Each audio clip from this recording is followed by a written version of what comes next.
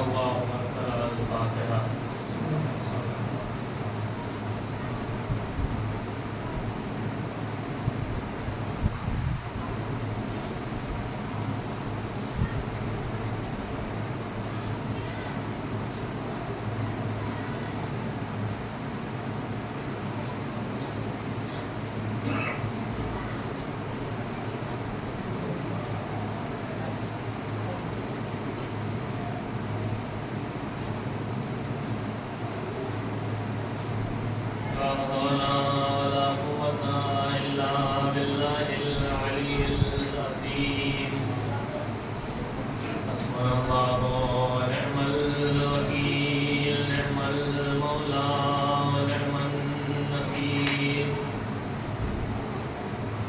أعوذ بالله من الشيطان الرجيم. بسم الله الرحمن الرحيم. الحمد لله رب العالمين، والصلاة والسلام والتحية والإكرام على النبي الأمي المكي المدني القرشي الهاشمي ومولانا أبي القاسم وعلى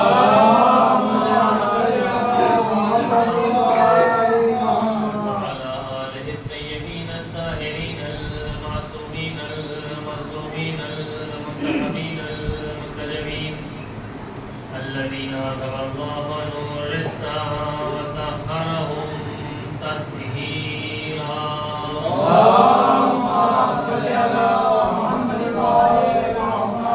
وزين الله بإذنه وسراجا منيرا. أما بعد، فقد قال الله تبارك وتعالى في كتابه الكريم وهو أصدق الصادقين وقوله الحق.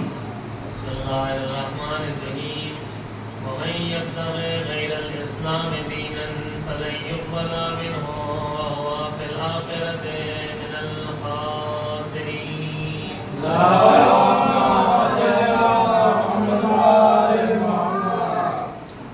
ارشاد رب العزت ہو رہا ہے کہ جو بھی دین اسلام کے علاوہ کوئی دوسرا دین اختیار کرے گا تو وہ دین اس سے قبول نہیں کیا جائے گا. وَهُوَ فِي الْآخِرَةِ مِنَ الْخَاسِرِينَ. اور ایسا شخص جب اس دنیا کی چند روزہ زندگانی کو گزار کر آخرت کی منزل میں قدم رکھے گا تو وہاں خسارہ، گھاٹا اور نقصان اٹھانے والوں کو ہوگا. عزیزان محترم، دین اسلام وہ دین ہے کہ جس نے ہر مقام پر انسان کو دعوت فکر دی. اسلام کبھی یہ نہیں چاہتا کہ کسی کے کہنے سے، کسی کے دباؤ سے تم اپنا عقیدہ بنا لو، بلکہ ہر مقام پر انسانوں کو دین اسلام نے دعوت فکر دیا ہے. آپ قرآن کریم پڑھتے ہیں، مختلف مقامات پر قرآن کریم نے انسانوں کو جھنجھوڑا ہے. افلا یتدبرون، افلا یتفکرون، افلا یعقلون. تم فکر کیوں نہیں کرتے؟ تم غور کیوں نہیں کرتے؟ تم سوچتے کیوں نہیں ہو؟ آپ دیکھیں کہ پروردگار عالم نے اس کا ایک قانون ہے، لیکن مجھے پہلا شاید اس کے بعد بھی مجلس ہے تو مجھے جو وقت دیا گیا میں اس کے اندر حل کروں گا. ایک سوال پڑھ لوں.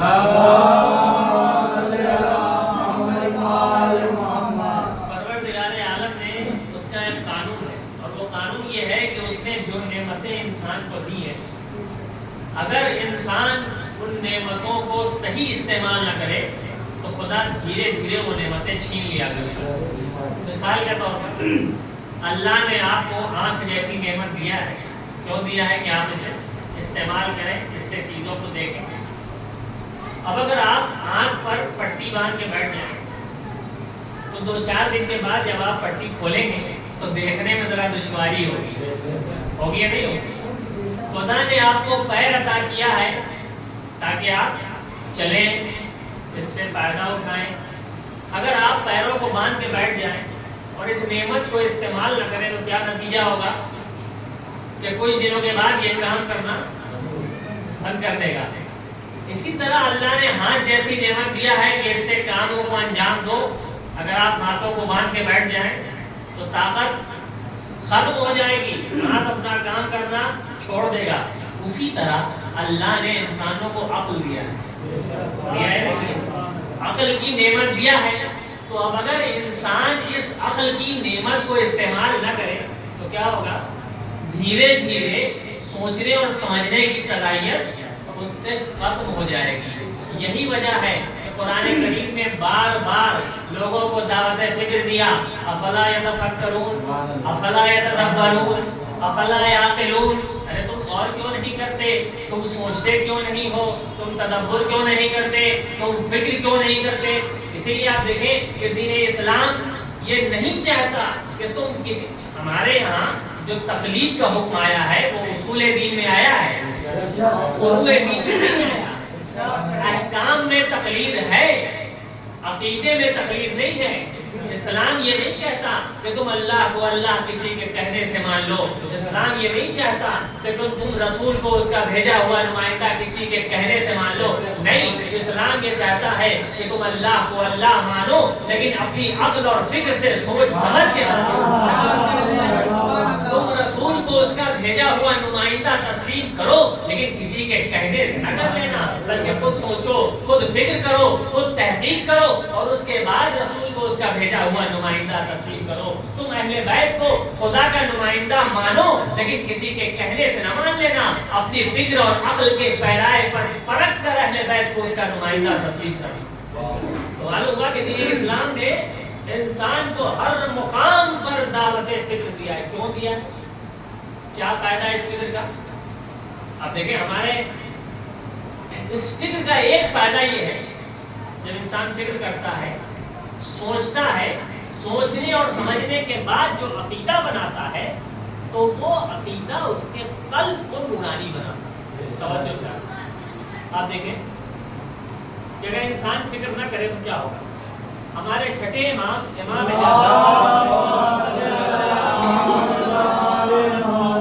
فرماتے ہیں کہ طلبت نور القلب، چھٹے امام علیہ السلام فرماتے ہیں کہ طلبت نور القلب ووجدته في التفکر والبکاء۔ امام فرماتے ہیں میں نے چاہا کہ میں نورانیت قلب حاصل کروں۔ امام ہمیں درس دے رہے ہیں، انہیں نورانیت قلب حاصل کرنے کی ضرورت نہیں ہے، وہ تو خود نورانی مخلوق ہے، وہ ہمیں بتانا چاہ رہے ہیں کہ طلب تو نور القلب، میں نے چاہا کہ میرا قلب، میرا دل نورانی ہو جائے، تو میں نے اسے دو چیزوں میں پایا۔ وہ دو چیز کیا؟ کہ التفکر والبکاء، پہلی چیز فکر کرو، سوچو، غور کرو، اور دوسری بکا، خوف خدا سے گریہ کرو۔ یہ دو چیز وہ ہے کہ جو تمہارے قلب کو، تمہارے دل کو نورانی بنا دے گی۔ معلوم ہوا کہ فکر کی جو اسلام نے دعوت دیا ہے، وہ فکر کی دعوت یہ کیسی فکر ہے کہ جو انسان کے قلب کو نورانی بنائے گی؟ کون سی فکر؟ آج ان کو بیوقوف بنا دیا، کل ان کو کیسے بیوقوف بنانا، یہی فکر، یہی فکر انسان کے قلب کو نورانی بنائے گی۔ آج فلاں کو دھوکہ دے دیا، کل ان کو دھوکہ دینا ہے، رات بھر یہ سوچتا رہے، کل نورانی ہوتا رہے گا۔ تو پھر کون سی فکر ہے کہ جو انسان کے دل کو نورانی بنا دے گی؟ مولا کائنات امیر المومنین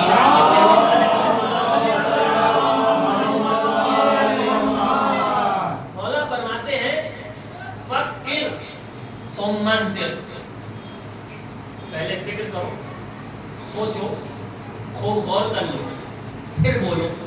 کیا مطلب؟ اچھا آپ درزی کے کپڑا سلوانے تو جاتے ہو گے؟ جاتے ہیں۔ جب آپ درزی کے پاس کپڑا لے کے جاتے ہیں تو پہلے کیا کرتا ہے؟ ناپ لینا، اور ناپ لینے کے بعد کپڑا کاٹتا ہے، سیکھ گیا مجھے، ایسے ہی تو ہوتا ہے۔ کیا کبھی ایسا ہوا کہ آپ درزی کے پاس کپڑا لے کے گئے ہو کہ اسے سی لو، اس نے آپ کو اوپر سے نیچے دیکھا اور بغیر ناپ لیے کاٹنا شروع کر دیا، ایسا ہوا؟ ہوا نہیں ہوا؟ اچھا وہ کاٹ سکتا ہے نہیں کاٹ سکتا؟ کہ آپ کو دیکھے اور دیکھنے کے بعد کپڑا کاٹ دے، کاٹ تو دے گا اور سی بھی دے گا، مگر ہوگا کیا؟ کبھی آستین بڑی ہو جائے گی، کبھی چھوٹی ہو جائے گی، کبھی دامن بڑا ہو گیا، کبھی یہی ہوگا نا کبھی. تو پھر جب انسان اس کپڑے کو پہنے گا تو کیا ہوگا؟ بدنما لگے گا، برا لگے گا.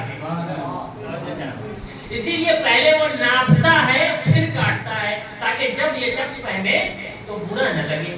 مولا کہتے ہیں فکر ثم دق، جب تم چاہو کہ کچھ بولو، جب تم چاہو کہ کچھ کلام کرو، جب تم چاہو کہ کچھ گفتگو کرو تو پہلے سوچ لو، خوب فکر کر لو، خوب غور کر لو کہ جو تم بولنے جا رہے ہو اس میں جھوٹ تو نہیں ہے، جو تم گفتگو کرنے جا رہے ہو اس میں کسی کی غیبت تو نہیں ہے، جو تم گفتگو کرنے جا رہے ہو اس میں کسی مومن کی توہین تو نہیں ہے، جو تم بولنے جا رہے ہو اس میں کسی مومن کی دل آزاری تو نہیں ہے.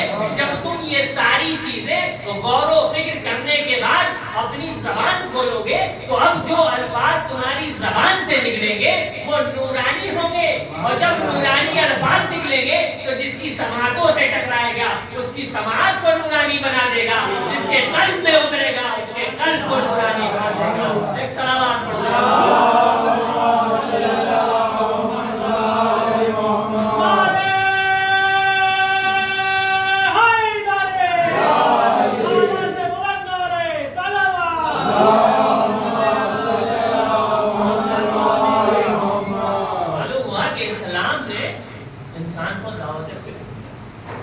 فکر کا فائدہ کیا ہے کہ انسان کا قلب دل نورانی بنتا ہے. ایک شخص پیغمبر اکرم حضرت محمد مصطفیٰ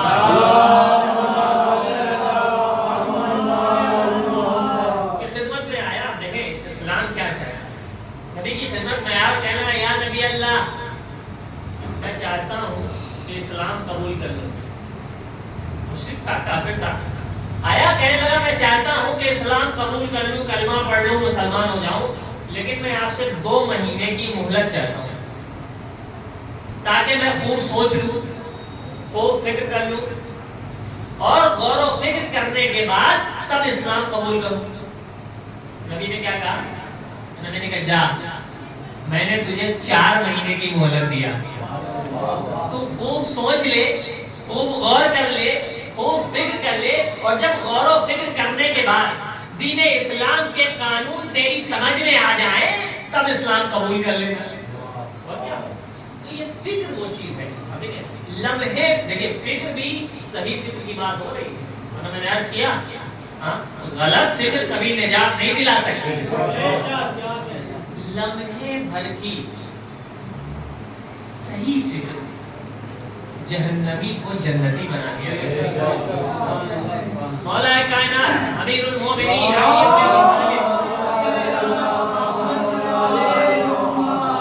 جنگ صفین میں ایک جوان تلوار کھینچ کے مولا کے سامنے کھڑا ہو گیا. مولا علی کے سامنے تھا. اچھا کیا علی کی شجاعت میں کوئی کمی ہے؟ معاذ اللہ ہے. فوراً 2 ٹکڑے کر دے، کر سکتے تھے نہیں کر سکتے تھے، لیکن معصوم دوسروں کی ہدایت چاہتا ہے. جیسے ہی اس نے تلوار کھینچا علی پر، مولا نے دیکھا کہ اس جوان کے لب ہل رہے ہیں، وہ کچھ پڑھ رہا ہے. مولا ٹھہر گئے، کہنے لگے جوان کیا پڑھتا ہے؟ کہ قرآن پڑھ رہا ہوں. اسلام کی مظلومیت اس سے بڑی کچھ ہوگی کہ قرآن پڑھ پڑھ کے لوگ وارثان قرآن پہ تلوار کھینچتے تھے. قرآن پڑھ رہا ہوں. علی نے مسکرائے کہ قرآن پڑھ رہا ہے؟ کہاں قرآن پڑھ رہا ہوں. تو کون سا سورہ پڑھ رہا ہے؟ کاما یتسالون 30ویں پارے کا پہلا سورہ. مولا نے کہا بسم اللہ الرحمن الرحیم اما یتسالون عن النبأ العظیم. کیا تو جانتا ہے اس آیت کا مطلب کیا ہے؟ کیا تو جانتا ہے یہ آیت کس کے لیے نازل ہوئی؟ کیا تو جانتا ہے کہ اس آیت میں جو نبأ عظیم عظیم خبر، بڑی خبر، بزرگ خبر کی بات ہوئی ہے، وہ عظیم اور بزرگ اور بڑی خبر کیا ہے؟ ایک مرتبہ کہتا ہے کہ نہیں، میں اس آیت کے معنی نہیں جانتا، میں اس آیت کے مصداق کو نہیں جانتا، میں نہیں جانتا یہ آیت کس کے لیے اتری ہے، ہمیں صرف قرآن کے الفاظ پڑھنے کا حکم ہے، معنی سمجھنے کا حکم نہیں ہے۔ چونکہ حاکم شام نے ابن عباس کو یہ کہہ رکھا تھا کہ آپ لوگوں کو صرف قرآن کے الفاظ سکھائیں گے، تفسیر نہیں بتائیں گے، اس لیے کہ ظاہر ہے ابن عباس جیسا مفسر اگر قرآن کی تفسیر کرنے لگے تو سوائے اہل بیت کی فضیلت کے اور کیا بیان کریں گے؟ تو اس نے کہا ہمیں اجازت نہیں ہے کہ ہم قرآن کے معنی کو سیکھیں، قرآن کی تفسیر کو جانیں، ہم صرف قرآن پڑھنا جانتے ہیں۔ مولا نے کہا واللہ انا نبأ العظیم، خدا کی قسم وہ نبأ عظیم، اس آیت کا مصداق میں ہوں، یہ آیت ہماری شان میں اتری ہے، خدا کی قسم واللہ انا نبأ العظیم، خدا کی قسم وہ بڑی خبر، وہ عظیم خبر، وہ بزرگ خبر ہماری ولایت و امامت کی خبر ہے کہ جسے غدیر کے میدان میں نبی نے مجھے اپنے ہاتھوں میں اٹھا کے کہا من کنت مولا فہذا علی مولا، اور یہ وہ عظیم خبر ہے، یہ وہ بڑی خبر ہے جسے تم جیسوں نے بھلا دیا ہے۔ ایک سلوات پڑھ لیں۔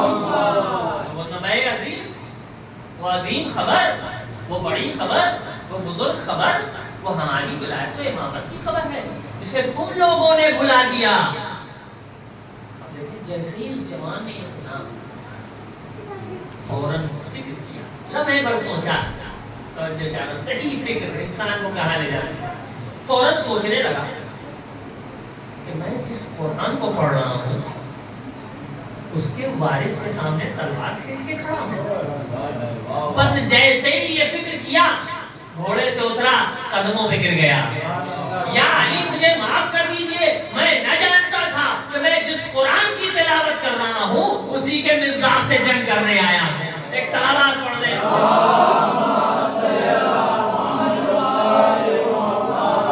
اور کیا ایک لمحے بھر کی فکر، اگر مولا اسے قتل کر دیتے تو کیا ہوتا، کہاں جاتا، جہنم میں جاتا، لیکن لمحے بھر کی فکر نے، صحیح فکر نے جہنمی کو جنتی بنا دیا۔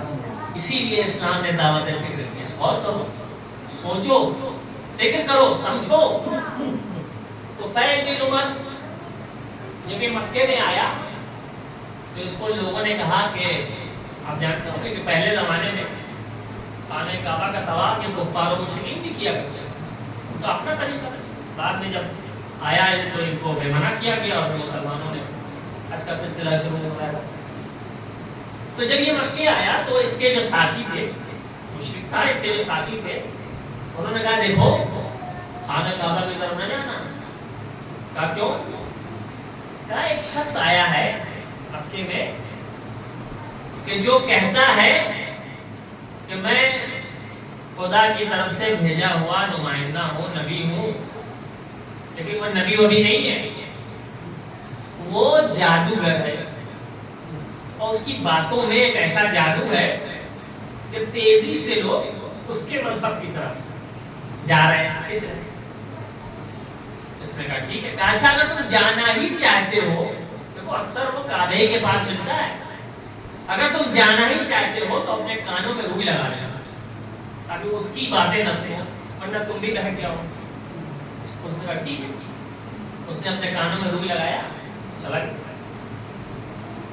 جب وہاں طواف شروع کیا کعبے کا تو دیکھا کہ ہجر اسماعیل کے پاس کنارے ایک شخص کھڑا ہے جس کے چہرے سے ایک نور نکل رہا ہے جو آسمان کی طرف جا رہا ہے، اور کچھ لوگ ہیں جو اس کے ارد گرد اسے گھیرے اور وہ انہیں نصیحت کر رہا ہے، موعظہ کر رہا ہے، انہیں کچھ گفتگو کر رہا ہے۔ طواف کرتے کرتے اب دیکھیں لمحے بھر کی فکر انسان کو کہاں سے کہاں لے گا۔ طواف کرتے کرتے اس کے ذہن میں خیال آیا، سوچا اس نے کہ میں کوئی بیوقوف تو ہوں نہیں، اللہ نے مجھے بھی عقل دیا، سوچنے سمجھنے کی صلاحیت دیا،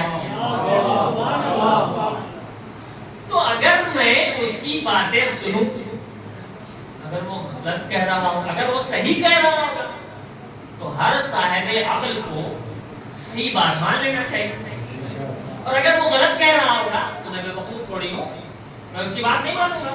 یہ سوچ کے اس نے کانوں سے لوہی نکالا، طواف کو بیچ سے چھوڑا، ہجر اسماعیل کے قریب آ کے کھڑا ہو گیا سننے لگا۔ اب جو سننا شروع کیا تو وہ کہہ رہا دیکھو جھوٹ نہ بولنا یہ بری بات ہے، دیکھو کسی کا دل نہ دکھانا، دیکھو پڑوسیوں کا خیال رکھنا، دیکھو کسی پہ ظلم نہ کرنا، دیکھو کسی کو اذیتیں۔ جب اس نے یہ سب سنا کہ اللہ میں یہ تو اچھی باتیں ہیں، یہ تو ہر صاحب عقل ان باتوں کو تسلیم کرتا ہے۔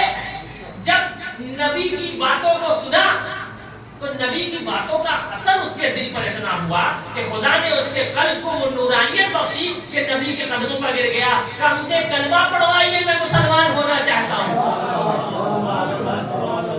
نبی نے کلمہ پڑھوایا، مسلمان ہوا، کہنے لگا یا نبی اللہ میں فلاں جگہ کا رہنے والا ہوں، اپنے قبیلے کا سردار ہوں، میں ابھی پلٹ کے جاؤں گا، اپنے پورے قبیلے کو اسلام کی دعوت دوں گا، مگر میں یہ چاہتا ہوں کہ آپ اپنی طرف سے کوئی علامت کوئی نشانی مجھے عطا کر دیجئے تاکہ میں آپ کی طرف سے اپنے قبیلے والوں کو وہ نشانی دکھا سکوں۔ نبی نے کہا اپنی تلوار باہر نکال، اس نے تلوار نکالا، نبی نے اپنا دست مبارک اس کی تلوار میں پھیرا۔ تاریخ کہتی ہے کہ نبی کا دست مبارک تلوار پہ آنا تھا کہ تلوار میں ایک ایسا نور، ایک ایسی چمک نمودار ہوئی جو دوسری تلواروں میں موجود نہ تھی۔ نبی نے کہا جا اور اپنے قبیلے والوں کو ہماری طرف سے یہ نور یہ روشنی دکھا دینا۔ وہ پہنچا اپنے قبیلے میں، لوگوں کو جمع کیا، دعوت اسلام دیا، اور دعوت اسلام دینے کے بعد نبی کی طرف سے یہ علامت اور نشانی پیش کی۔ جیسے ہی لوگوں نے اس تلوار کے نور اور روشنی کو دیکھا، پروردگار عالم نے نبی کے دست مبارک کی برکت سے ان کے قلب کو نور اسلام سے منور کیا، اور پورا کا پورا قبیلہ کلمہ پڑھ کے دائرہ اسلام میں داخل ہو گیا۔ ایک صلوات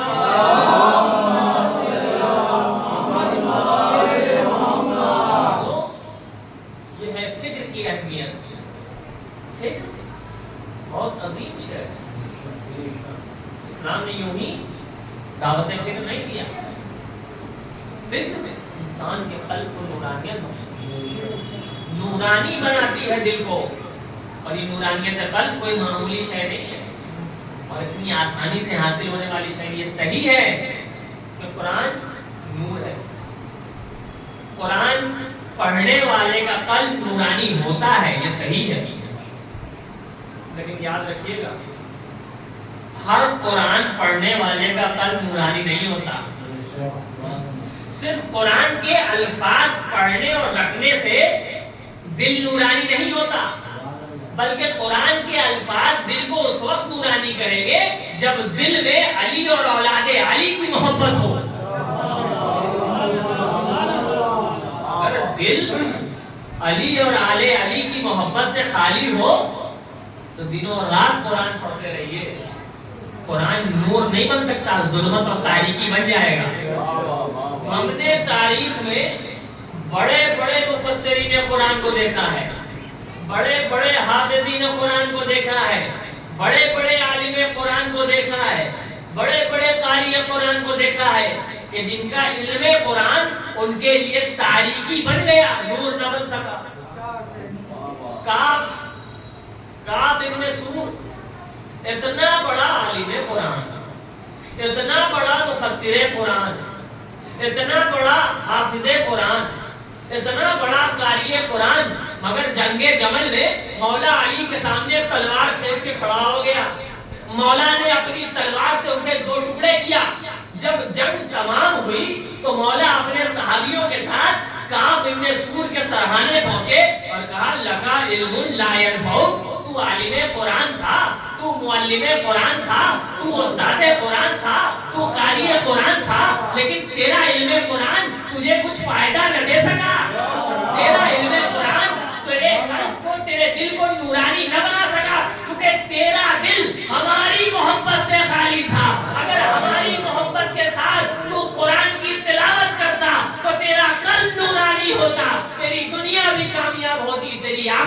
کامیاب ہوتی. ایک صلوات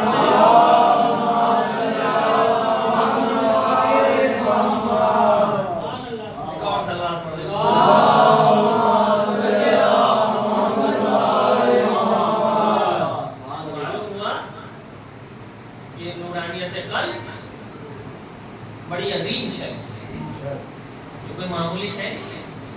نبی کریم کی ہمیشہ یہ دعا رہا کرتی تھی، اللہم اجعل قلبی نورا وفی بصری نورا وفی سمعی نورا وفی لسانی نورا. نبی کی دعا ہے، پروردگار میرے قلب کو نورانی کر دے، وفی سمعی نورا، معبود میری سماعت کو نورانی کر دے تاکہ میں جو سنوں وہ نور ہو، وفی بصری نورا، معبود میری بصارت کو، میری آنکھوں کو نورانی کر دے تاکہ میں جو دیکھوں وہ نور ہو، وفی لسانی نورا، معبود میری زبان کو نورانی بنا دے تاکہ میں جو گفتگو کروں وہ نور ہو. یہ نورانیت قلب کس چیز سے حاصل ہوتی ہے؟ فکر سے. اسی لیے اسلام نے دعوت فکر دی. مگر صرف دو مقام ایسے ہیں، بس میں نے بات کہا، صرف دو جگہ ایسی ہے کہ یہاں فکر سے روکا گیا. تو آپ سوچیں گے یہ کیا بات ہے؟ صرف دو جگہ. وہ کیا ہے؟ ایک ذات خدا کہ جس کے بارے میں فکر سے روکا گیا ہے. خدا کی ذات کے بارے میں فکر نہ کرو. لا تتفکروا فی ذات اللہ، اللہ کی. اب آپ کہیں گے کہ کیوں؟ کہ اللہ کے بارے میں دلیلوں سے خدا کو سمجھنے کو نہیں منع کیا گیا ہے، بلکہ اس کی ذات کے بارے میں فکر کرنے کو منع کیا گیا ہے. لا تتفکروا فی ذات اللہ، اللہ کی ذات کے بارے میں فکر نہ کرو. کیوں؟ اس کی بھی دلیل ہے. کیوں؟ کہ اس لیے کہ تم ہو محدود، تمہاری فکر ہے محدود، اللہ ہے لامحدود. تو یہ محدود فکر والا لامحدود کو کیسے سمجھ سکتا ہے؟ اور اگر تم نے اپنی فکر سے اپنے ذہن میں اللہ کی کوئی تصویر بنا لی تو وہ تمہاری فکر کی پیداوار ہوگی، اور جو تمہاری فکر کی پیداوار ہو وہ خدا نہیں ہو سکتا. اس لیے کہ خدا سب کا خالق ہے، تمہاری فکر کا بھی خالق ہے، اس کو کسی نے خلق نہیں کیا ہے. تو تم محدود ہو، اللہ محدود ہے. لہذا اللہ کے بارے میں، اللہ کی ذات کے بارے میں فکر نہ کرو. اور دوسری چیز، گناہوں کے بارے میں فکر نہ کرو. کیوں؟ کہ اس لیے کہ فکر گناہ نہیں ہے. یعنی فکر، گناہ کی فکر کرنے سے انسان پر سزا کا مستحق نہیں ہے، لیکن بار بار فکر گناہ کرنے سے دھیرے دھیرے انسان اس گناہ میں مبتلا ہو جاتا ہے. اس لیے کہا گیا کہ فکر، گناہ کے لیے فکر نہ کرو. حضرت عیسیٰ علیہ السلام فرماتے ہیں کہ فکر گناہ، بار بار گناہ کے بارے میں سوچنا، یہ ویسے ہی ہے جیسے ایک بند کمرے میں آپ آگ جلا دیجیے تو کیا ہوگا؟ اس کے دھوئیں سے پورے کمرے کی دیوار کالی ہو جائے گی، ہوگی نہیں ہوگی؟ کہ اسی طرح سے جب ایک انسان بار بار گناہ کی فکر کرتا ہے تو یہ اس بند کمرے کی طرح ہے جس میں دھوئیں کو چھوڑ دیا جائے. اسی طرح سے کہ گناہ کی بار بار فکر کرنا اس کے قلب کی تاریکی اور ظلمت اور اندھیرے کا سبب بنے گا. لہذا کہا گیا کہ فکر گناہ نہ کرو. یہ دو چیز کہ جہاں پر فکر سے روکا گیا، باقی ہر چیز میں اسلام نے دعوت فکر دیا ہے اور کہا فکر کرو، غور کرو. کیوں؟ اس لیے یہ فکر لمحے بھر کی صحیح فکر تمہیں جہنمی سے جنتی بنا سکتی ہے. آپ کوئی معمولی بات سمجھتے ہیں کہ حسین جیسے عظیم نواسے رسول کے لجام فرض پر کوئی ہاتھ رکھ دے، یہ کم جرم تھا؟ لیکن اسی بر نے جب شب عاشور لمحے بھر کی فکر کیا تو وہ بر جو اب تک لعنتی تھا وہ آج علیہ السلام بن گئے. فکر صحیح تھی. بس یہ فکر وہ ہے کہ جو انسان کو لعنتی سے علیہ السلام کی منزل میں لا کے کھڑا کرتا. کربلا میں حسین اور ان کی آل پر جتنے مصائب ٹوٹے ہیں اس کا ذمہ دار کون ہے؟ یہی ہو رہے. لیکن وہی ہو جب حسین کی خدمت میں صبح عاشور پہنچا ہے تو اللہ نے حسین کا ساتھ آ کے قدموں میں گر گیا. فرزند رسول حلی توبہ, یعنی اسے شک تھا کہ میں نے اتنا بڑا گناہ کیا ہے, نہیں معلوم معافی ہوگی یا نہیں ہوگی. اسی لیے سوال کیا نا کہ کیا میرے لیے بھی کوئی توبہ کا راستہ ہے. بس اتنا کہنا تھا کہ حسین جیسے عظیم انسان نے حر کو اپنے قدموں سے اٹھا لیا, سینے سے لگا لیا, اے حر میں نے بھی معاف کیا, میرے خدا نے بھی تجھے معاف کیا. اللہ بس عزیزوں, یہ وہ قیامت کے ایام ہیں کہ جس میں اہل حرم پر, آل رسول پر وہ قیامت کے مسائل ٹوٹ گئے. بظاہر کربلا میں عاشور کے دن حسین تو قتل کر دیے گئے, بظاہر حسین پر مصیبتوں کا سلسلہ ختم ہو گیا, مگر عزاداروں حسین کے سر و تن میں جدائی ہونے کے بعد حسین کی مصیبتوں کا سلسلہ رک گیا, مگر اہل حرم پر مصیبتوں کا پہاڑ ٹوٹ گیا. ادھر حسین قتل کیے گئے, ادھر خیموں میں آگ لگائی گئی, بیویوں کے سروں سے چادریں چھینی گئی, سکینہ کے منہ پر تماچے لگائے گئے, اور 11ویں محرم کو ان اہل حرم کو بے کجاوا اونٹوں پر ان نبی زادیوں کو, علی کی بیٹیوں کو بے مقنع ردا, کبھی بازار کوفہ, کبھی بازار شام, کبھی دربار کوفہ, کبھی دربار شام. ہمارے چوتھے امام فرماتے ہیں کہ ہمیں بازار کوفہ میں جس راستے سے گزارا جاتا تھا, پہلے بچوں کو تیار کیا جاتا تھا کہ جب یہ اسیروں کا قافلہ آئے تو تم ان پر پتھر مارنا. عورتوں کو تیار کیا جاتا تھا کہ جب یہ قافلہ گزرے تو اپنے گھروں کی چھتوں سے گرم پانی پھینکنا, اوپر سے آگ برسانا. امام فرماتے ہیں ارے انہی مصیبتوں کے درمیان ہمیں دربار عزیز میں لا کر کھڑا کر دیا گیا, جہاں 700 کرسی نشین تھے, اور ہمارے ساتھ ارے نبی کی بیٹیاں, نبی کی نواسیاں, علی کی بیٹیاں زینب و ام کلثوم بے مقنع ردا تماشائیوں کے مجمع میں کھڑی تھی. آزادارو بلاخر یزید کے حکم سے ان اہل حرم کو زندان شام میں قید کر دیا گیا. مقتل نے لکھا کہ ایک دن زندان بان سید سجاد کے پاس آیا, کہنے لگا سید سجاد میں تمہیں رونے سے نہیں روکتا, تم رو جتنا چاہتے ہو گریا کرو, لیکن دیکھو اپنے گھر کی عورتوں کو کہہ دو کہ جتنا رونا ہے اس زندان میں روئے, لیکن زندان کے باہر نہ رویا کرے. سید سجاد نے کہا ہمارے گھر کی کوئی خاتون زندان کے باہر نہیں روتی. کہا نہیں, نصف شب کے بعد ارے کوئی خاتون ہے جو زندان کے باہر گریا کرتی ہے, اگر یزید کو پتا چل گیا تو مجھے سزا دے گا. سید سجاد نے جا کے جناب زینب سے پوچھا کبھی اماں ارے کیا کوئی خاتون نصف شب کے بعد زندان کے باہر جا کے روتی ہے؟ کہا بیٹا سید سجاد ہم میں سے کوئی زندان کے باہر نہیں جاتا, لیکن تم زندان بان سے کہہ دو اب اگر وہ خاتون زندان کے باہر گریا کرے تو ہمیں بلا لینا. آزادارو نصف شب گزری, آدھی رات گزری, ایک مرتبہ زندان بان دوڑتا ہوا آیا, اے سید سجاد ارے وہ خاتون پھر گریا کر رہی ہے. سید سجاد نے جناب زینب کو لیا, اب جو زندان کے دروازے میں آ کے دیکھا تو کیا دیکھا, ایک معظمہ نقاب پہنے بیٹھی ہے. ولدی ولدی اے میرے لال حسین, ارے تجھے پیاسا ذبح کر دیا گیا.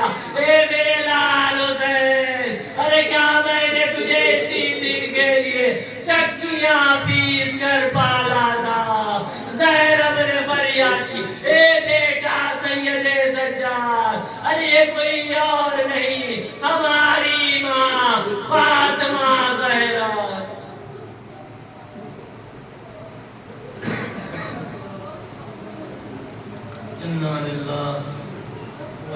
وإنا إليه راجعون.